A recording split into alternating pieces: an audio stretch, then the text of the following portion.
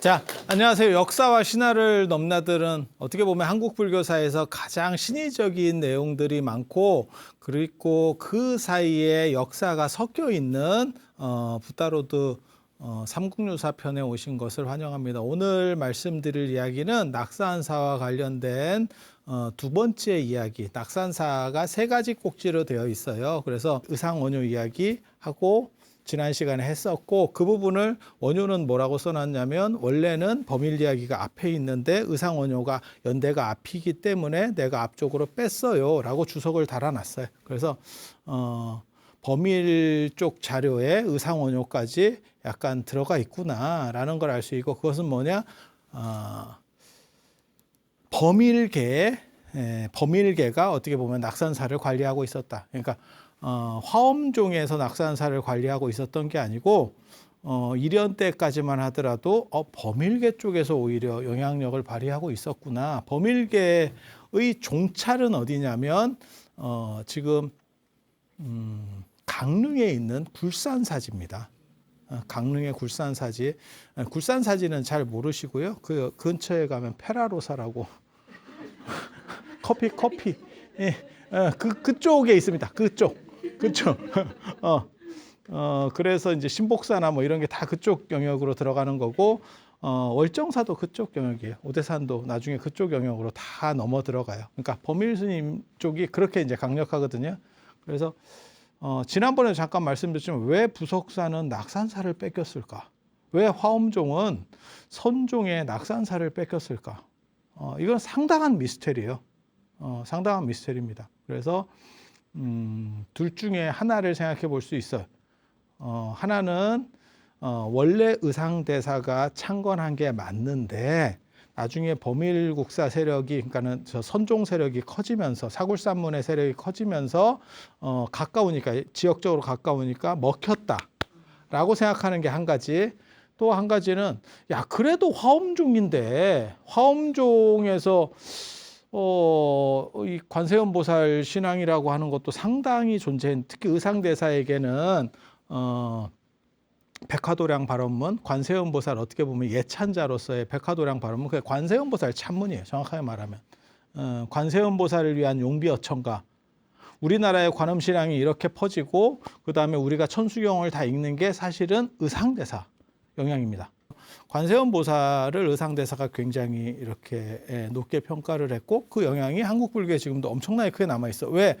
의상대사가 화엄종의 시조기 때문에 지분이 굉장히 크죠. 그런데 화엄종이 아무리 선종이 뒤에 강력하게 이렇게 막 떠오르고 해도 화엄종이 그렇게 중요한 사찰의 관리권을 빼앗길 수 있을까? 이 부분은 좀 의심이죠. 그러면 어떤 생각을 해볼 수 있냐면, 이거 약간 발칙한 생각인데 굉장히 위험한 생각이에요. 굉장히 위험한 생각이야. 이제 학문적으로 생각해 보면 그 생각을 할 수 있는 거지. 범일 기록에 의상원효가 나온다더라. 그것과 연결해서 보면 낙산사를 개착한 건 사실은 범일 아닌가? 이런 생각도 해볼 수 있어요. 그리고 나중에 의상대사나 이런 쪽을 붙일 수도 있었겠다. 의상이나 원효를 권위를 좀 더 빌리기 위해서 붙였을 수도 있겠다라는 생각도 해볼 수 있어요. 예. 그러니까 범일 이전에 낙산사가 있었느냐? 이게 지금 뭐 찾기는 굉장히 어려워요. 그래서 범일계에서 낙산사를 만들고 의상원효를 붙였다. 이렇게도 생각해 볼 수 있고, 원래 범일이 낙산사가 의상이 개착해 놓은 이 절에 화엄종 계열의 사찰에 출가했었다. 이렇게도 볼 수 있어요. 그래서 이거는 이제 이렇게 볼 수 있냐, 저렇게 볼 수 있냐, 라고 생각해 볼 수 있는 거예요. 근데 둘 다 가능성은 상당히 높게 있습니다. 이제 저런 식으로 문헌이 약간 충돌할 때는, 자료들이 약간 해석의 여지가 있을 때는 이제 말 세게 하고 이런 사람들이 이깁니다. 그러니까 정상적이면 예를 들어서 원광법사 이렇게 뭐 좀 잘 나가는 스님 같으면 경주를 연간하면 경주하고 수도권을 안 떠납니다. 그러니까 경주, 울산 이 근처에서 왔다 갔다 해요. 지금으로 말하면 양산, 예전에 언양, 현양 뭐 이렇게 불렸던 양산 이 근처에서 왔다 갔다 하는 거고, 그러니까 잘 나가니까 서울 중심으로 사는 거예요. 걸어 다니는 시절에 누가 막 끝에까지 가겠어. 그런데 이제 의상대사 같은 경우는 어떤 일인지는 모르겠지만 지난번에도 말씀드렸잖아요. 부속사로 왜 갔을까? 그러니까 뭔가 사연이 있는 거예요. 이 양반이 지금 경주에서 뿌리를 내리지 못하는, 본토에서 지금 뿌리를 내리지 못하는 무언가 사연이 있는 거야. 그래서 부속사 갈 정도면 양양의 낙산사는 못 가겠냐? 지금 그 생각을 해볼 수 있는 거지. 어차피 뭐 거기나 이제 이 정도 생각을 하는 거예요. 왜? 부속사도 오지니까. 거리상으로는 더 멀지만 부속사도 오지니까. 그리고 제가 늘상 말씀드리지만 동해안 쪽으로 이렇게 올라가는 이게 생각보다 예전부터 길이 있었어요. 신라 통일 전부터 그게 길이 있어요. 그래서 그게 생각보다는 그렇게 그러니까 힘든 일은 아니에요. 불가능한 일도 아니고. 그런데 그래서 두 가지 가능성이 다 존재하는 정도의 상황. 그리고 지난번에 그런 말씀을 드렸잖아요.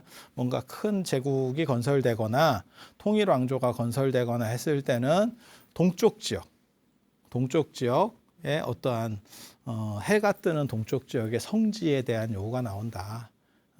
그래서 당나라와 관련해서 자장률사가 처음 열었던 게 이제 오대산 문수신앙지를 열었고, 그 다음 세대로서 의상이 지금 낙산사 관음도량을 개창을 하고, 그러니까 성지에 대한 거예요. 동단의 성지라고 하는 거예요. 동쪽 끝의 성지. 우리식으로 말하면 정동진 같은 그러한 성지, 불교 성지. 그러니까 불교가 불보살님이 전체를 다 이렇게 수호해 준다라는 개념으로 봤을 때, 그리고 나중에 원간섭기 몽고 시대가 되면 그게 동쪽의 성지로서 금강산 법기도량이 뜬다더라. 그러니까 다 비슷비슷한 지역이에요. 동쪽의 끝부분에 있는 경치 좋고 괜찮은데 뭐 이렇게 되어 있다고 보시면 돼요. 그래서 오대산 같은 경우는 거기가 약간 수행과 관련된, 그래서 거기가 전통 무속적 수행과 관련해서 뭔가 스토리들이 있는데요. 나중에 이제 기회가 나면 뒤에 가면 이제 대산 오만진신조가 나오거든요. 거기 이제 4편 연속으로 나옵니다. 그래서 그런 쪽 얘기를 좀 해드릴 수 있고, 그 다음에 낙산사 같은 경우는 폐양가라고 하는 관세음보살과 관련된 그런 측면이 있고, 그 다음에 금강산은 경치가 뭐 수려하다라고 하죠. 수려한 게 좋은 건지는 잘 모르겠어요. 그런데 원래는 개골산 다 뼈밖에 없다. 그래서 개골산 다 뼈의 산.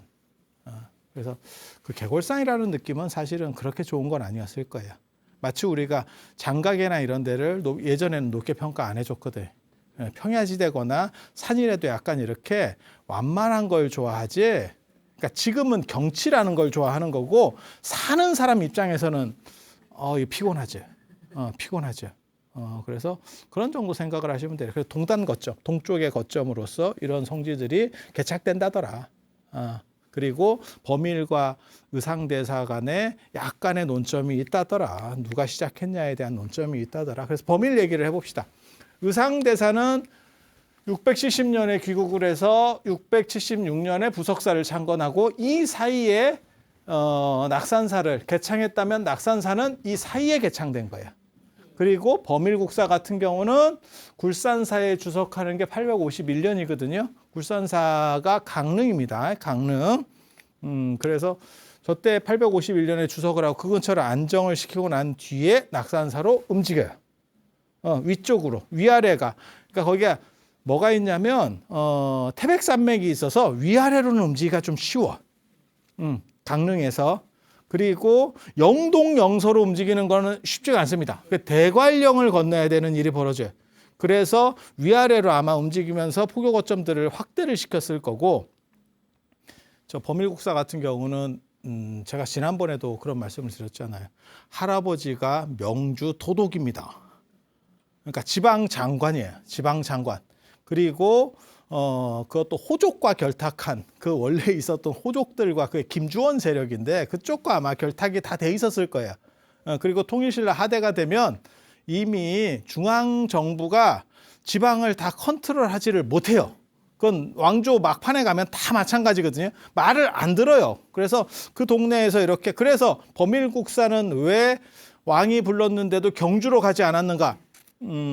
거기보다 그냥 지키고 있는 게 낫습니다. 그 당시에는 그런 거야. 우리 생각으로는 그래도 왕이 부르면 그쪽으로 가야 되는 거 아닙니까? 잘못 가면 이쪽 지지기반이 조금 흔들릴 수 있어요. 그래서 뭐 그런 요소들이 조금은 있어요.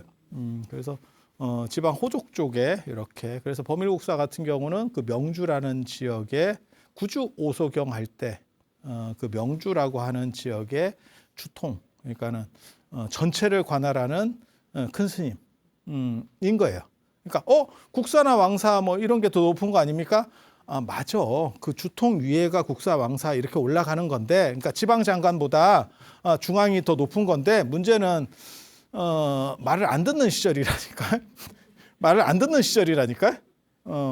그래서 조금 상황들이 달라요. 그래서 범일국사 같은 경우 집안이 워낙 좋으니까 바로 오자마자 이제 몇 년 딱 경주에 있고 그다음 백달산으로 잠깐 옮겨갔다가 바로 주통으로 이렇게 딱 명주 도독이 오실래요? 다 어떻게 보면 약간 아마 혈연적 연관이나 저 세력적 연관들이 있었을 거예요. 근데 명주 도독 같은 경우는 보통 일반적으로는 저게 있어요. 경주에서 임명을 해요. 그러니까 상피제라고 그래서 거기서 대대로 내려오는 사람이 할 수는 없어. 그러면 그 지역색이 너무 강력해져서 통치를 안 되니까. 그래서 경주에서 임명을 하는데 임명해서 내려가도 그 지역에 있는 토착 세력을 못 이깁니다. 뭐하고 똑같은 거냐면 사또가 이방 이기기 쉽지 않아요. 이방은 안 바뀌는 사람이고 사또는 임기제예요. 어떤 뜻인지 아시겠어요? 그런 거 보시면 돼요. 그렇게 생각하시면 돼요. 그래서 결국 중앙에서 임명받아서 내려간 사람도 거기서 결탁할 수밖에 없어. 일을 하려면. 그리고 그렇게 지내다 보면 편한데 뭐 굳이 그렇게 가는 거예요. 그래서 범일국사 할아버지 김수런도 돌아가지 않았던 것 같아요. 원래 임기 끝나면 경주로 돌아가야 되거든요. 에라이 이러면서 안 가는 거예요. 그래서 범일은 신분 자체가 좋았기 때문에 고위직 어떻게 보면 승려가 금방 되는 거죠. 그리고 당나라 또 유학도 갔다 왔고 그 당시만 하더라도 유학 가면 또 먹어주던 시절이거든요.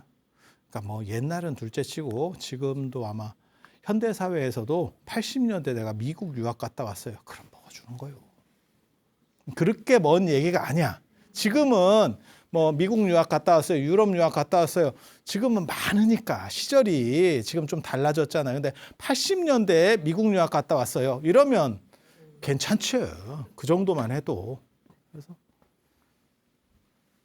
범일 스님이 836년 1월에 당에 들어갔고 갔을 때 명주라는 지역으로 가요. 그게 지금 영파입니다. 영파예요.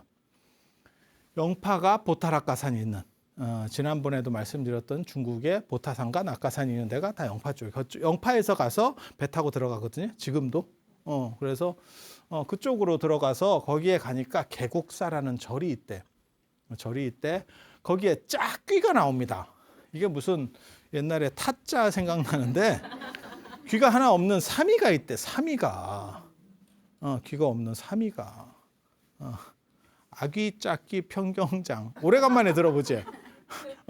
짝귀. 근데 짝귀 딱 듣는 순간 그런 생각 안 들어? 이게 밑장을 뺄 것 같은? 진짜 밑장을 빼. 이 짝귀가 밑장을 뺀다고. 3이면 어린 스님이라는 뜻이거든요.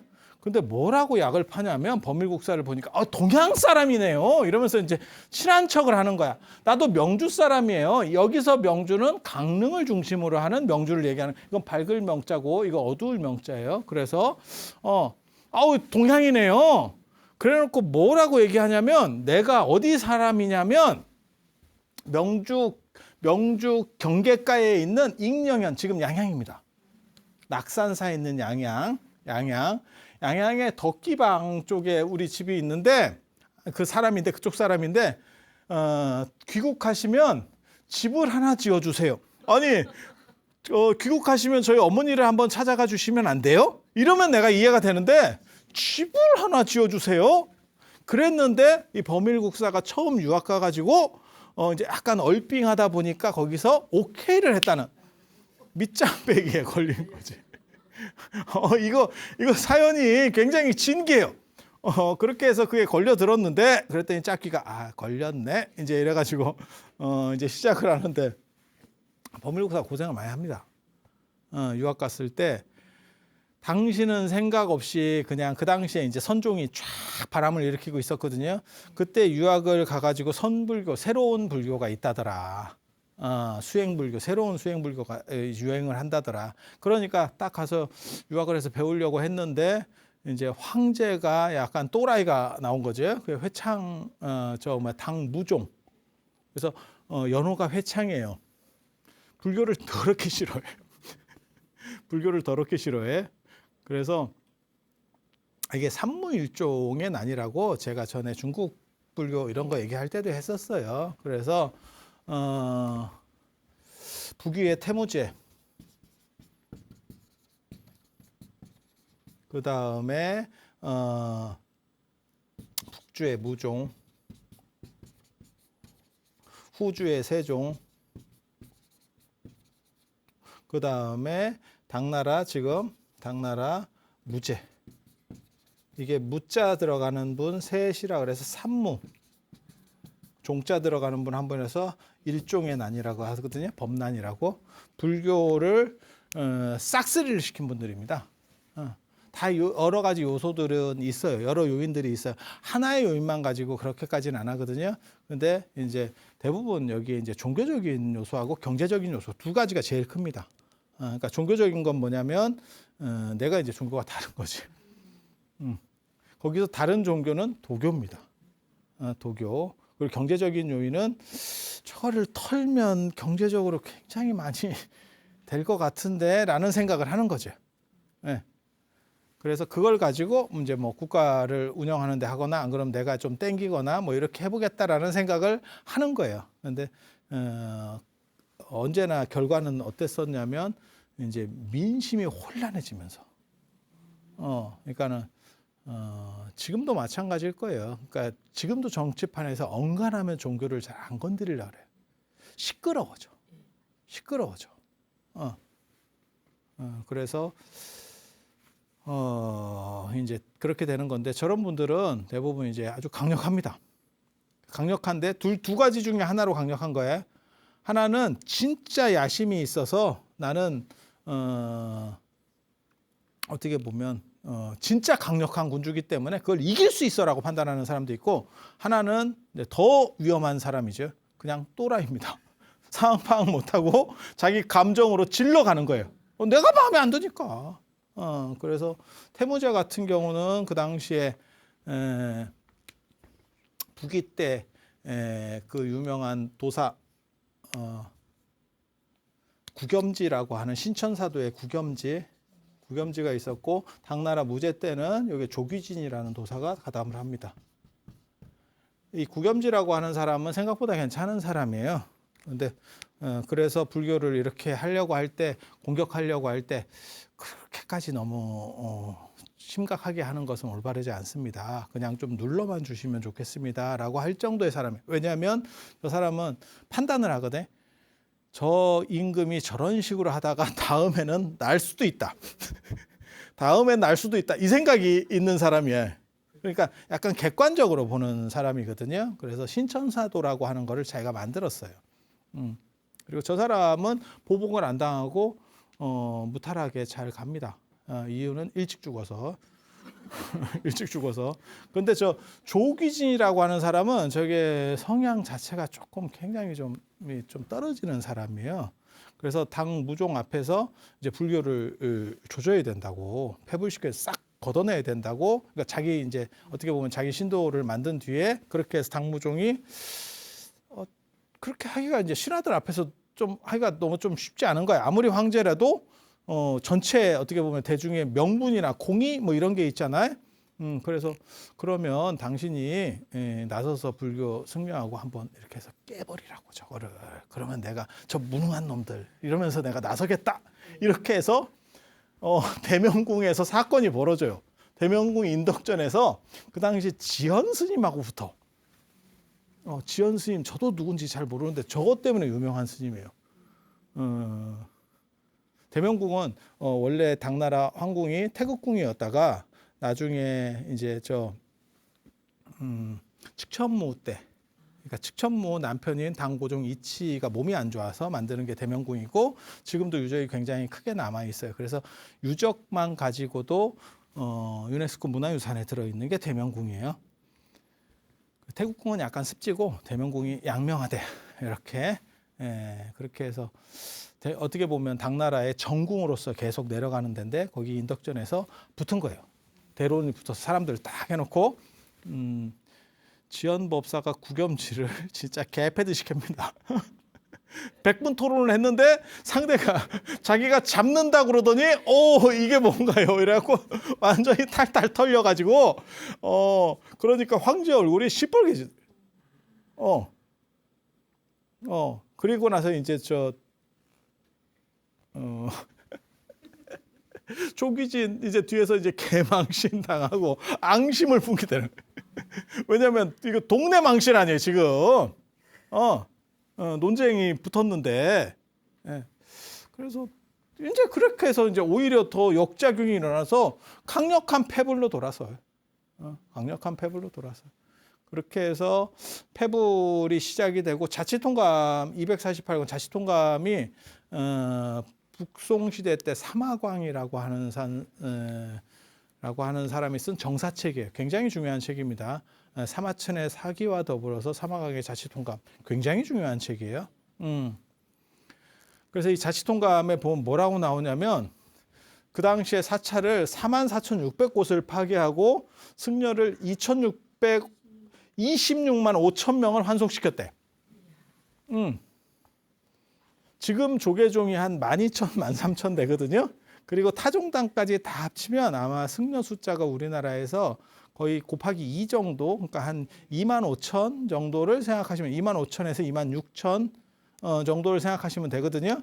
근데 당나라 때 26만이 환속한 거예요. 초토화된 거예요. 그러니까 버티면 죽이는 거고 그 다음에 이제 노동력으로 다 환수시키는 거예요. 이거 굉장히 처참한 상황이 벌어졌고 외국인까지 그렇게 하지는 않아요. 외국인은 함부로 못 건드리는 거죠. 우리도 고종 때나 이런 때 보면 선교사들은 함부로 못 건드리거든요. 외국인은 약간 특별 대우를 해주잖아. 그래서 함부로 못 건드리고 이제 좀 냅뒀는데 초반에는 냅뒀는데 나중에는 외국인이고 뭐고 없어. 왜냐하면 이게 아마 제가 정확하게는 저도 저거를 모르겠는데 왜냐하면 기록들이 단편적인 것만 남아서 그런데 한번 광기가 움직이기 시작하면 저는 그런 것들이 우리 현대사회에서 있었거든요. 현대사회에서. 그러니까는 한국전쟁 때 안 그러면 일제강점기 때 앞제비들이 더 무섭고 그다음 한국전쟁 때 축창으로 사람을 막 이렇게 죽이면서 뭐 그 사람이 잘못해서 하는 경우도 있지만 큰 잘못도 없어. 그런데도 불구하고 뭐 선생님이었다는 둥 뭐 이러면서 막 죽이고 이런 것들이 있거든요. 굉장히 잔인한. 그러니까 이게 횟가닥 가는 거예요. 이성적인 게 아니고 한번 마비돼. 그리고 중국에서도 그런 게 있었죠. 그게 문화대혁명 때. 66년에서 76년까지 문화대혁명 때 진짜 광기의 질주를 하거든요. 그리고 그거를 정상적인 사람이 그걸 설득하거나 막아낼 수가 없어요. 이게 한번 돌아버리면 그래서 처음에는 저게 임금이 단초를 줬지만 나중에는 일종의 약탈같이 됐을 거예요. 그러니까 이제 약탈 구조가 시작되는 거야. 그러면 절에 가서 뭐 금부치나 뭐가 있으면 막 싹 걷어오고 막 챙기고 막 이런 식으로 해서 미국에도 그런 거 있잖아요. 미국도 그렇고 지금 북유럽에서도 그런 현상들이 나타난다던데 약탈이 이런. 그래서 굉장히 비참한 일들이 있었을 거고 그때 범일이 절로 가죠. 산으로 숨어 들어가요. 그게 고산이에요. 고산. 이 고산이 이게 높은 고산인데 고산이 뭘 얘기하는지를 몰라요. 사람들은 보통 저거를 이제 상산이라고 생각을 합니다. 이 연구자들은 상산. 글자가 비슷하다는 거예요. 상자에 오자가 아닌가? 이렇게 생각하는 거예요. 상산이라고 그 상산 사고가 있었던 그 장안에서 인근에 있는 아주 유명한 산이 있어요. 예. 그게 한고주 유방이 상산 사고 얘기를 듣고 뭐 태자나 후사나 이런 것들을 뭐 결정하고 뭐 정책을 할 때 도움을 받았다 뭐 이런 어떻게 보면 은자의 산 이런 거예요. 그래서 거기에 숨었다더라 이렇게 보는 사람도 있고. 근데 거기 가서 진짜 엄청난 고생을 했대요. 밥도 없고 산에 가서. 그리고 저렇게 어렸을 때부터 환경이 좋으신 분들이 힘든 일을 당하면 고생을 더 합니다. 지금 저렇게 귀하게 크신 분은 얼마나 힘들었겠어. 그래서 개고생을 하고, 그리고 나서, 사슴이 먹을 걸 갖다 줬대. 사슴이 먹을 걸 갖다 줬대. 뭐 산신령으로 추정되는 약간 그런 이인, 뭐 아니면 나는 자연이다의 이런 사람들이 와서 저쪽으로 피하라 뭐 이런 얘기도 하고 뭐 이런 대목들이 나옵니다. 근데 사슴이 먹을 것 갖다 주기는 좀 쉽지는 않을 것 같은데 사람 먹을 걸 갖고 와요 사슴이. 그래서 그런 걸 먹고 견뎠대. 그리고 나서 이제 끝난 뒤에 저 회창법난 끝나고 나서 이제 돌아올 때는 조계산 보림사를 갑니다. 광동섬. 육조 해능 스님이 거기에 몸이 이렇게 진신이 남아있는 그 도량이에요. 지금은 남화선사라고 합니다. 그 당시엔 보림사. 그래서 조계 보림전이라는 책도 있어요. 거기 가면 탑이 하나 있고 조전이라고 하는 조사당이 있는데 원래는 그 탑에 모셨어요. 해능 스님이 돌아가시고 나서 몸이 안 썩었거든요. 그래서 거기다 오칠을 하고 지금도 남아있어. 지금도 남아있어. 그렇게 해서 그 모습들을 볼 수 있는데, 그러니까 당신이 이제 고생을 하고 나서 이제 스님을 뵈러 그게 마지막 귀국할 때예요. 그리고 그때는 무슨 일이 벌어졌냐면 당나라 이제 무종이 33살에 죽어요. 너무 일찍 죽었지. 33살이면 애인데 요즘으로 치면 장가를 가거나 말거나 할 정도의 나이인데 죽어요. 그래서 패불 기간이 그렇게 길지는 않아. 한 3, 4년 정도? 딱 그거밖에 안 되는데 죽는 이유도 되게 재밌어. 오래 살라고 조기진이 준 단약을 먹고 단약 중독으로 죽어. 단약 중독으로 죽어. 그러니까 어떻게 보면 업보를 받는 거죠. 업보를 받는 거죠. 그렇게 죽고 나서 패불은 이제 사라졌는데 나라가 워낙 좀 이제 좀 이렇게 격이 떨어지게 된 거지. 그래서 외국인 추방령이 내려집니다. 그때 이제 다 우리나라에서 구산선문 여러분이 돌아오세요. 나가라는데 어떻게? 네. 그렇게 해서 범일국사도 돌아오는데 그 돌아오기 전에 저쪽 조계산에 가서 해능 스님을 탁 이렇게 하면서 그 감회가 대단했을 거야. 그 당신이 해능 스님의 가르침을 선불교를 배우려고 딱 와서 마조 스님의 제자인 염관 제안 스님에게 가르침을 받고 6년 동안 시봉하다가 그 다음에 이제 저 홍주 개원사 쪽으로 가서 마조 스님 직접 가르침을 설하던 데를 다 둘러보고 그 다음에 나중에 저 수도로 갔다가 그 개고생을 하고 생각지도 않은 일이 터져가지고 개고생을 하고 마지막으로 자신을 다잡고 뭔가를 해보겠다라는 생각으로 광동성, 보림사, 지금 남화선사까지 가서 다 그 생각을 하니까 그 영조탑, 그 탑이거든요. 탑 안에 원래는 해능 스님 진신이 모셔져 있었는데 그 탑에 가니까 향연기가 피어오르면서 이렇게 서리더래. 그리고 어디서 신령스러운 학이 나타나서 이렇게 날아가더래. 그랬더니 사람들이 딱 보면서 누군가 이렇게 했다는. 그런데 학은 그냥 날아갈 수도 있는 거고. 이거 죄송합니다. 향연기는 기압 때문에 잘 안 올라갔을 수도 있고. 기압에 의하면 어떤 때는 향연기를 제가 향 매니아잖아. 기압에 의해서 이게 쭉 빨려 올라갈 때가 있고 기압이 좀 이렇게 낮으면 향연기가 잘 서려요. 이렇게.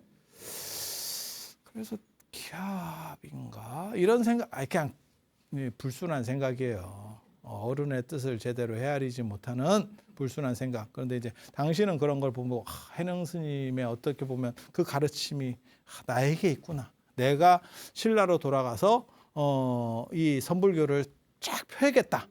이렇게 해서 귀국하셨다는 거예요. 귀국해서 갔다 오면 경주에서 나를 환영할 줄 알았는데 환영은 개뿔 기본 기득권 세력이 있는데 그래서 거기서 이렇게 계속 몇 년 동안 또 이렇게 보다가 약간 대전 쪽 지금 대구 쪽 대전 쪽 뭐 이렇게 약간 위로 올라가는 그 백달산으로 가서 조금 이렇게 하고 있었는데 명주 도독이 우리 쪽으로 오실래요? 아이고 본향입니다. 이러면서 이제 가서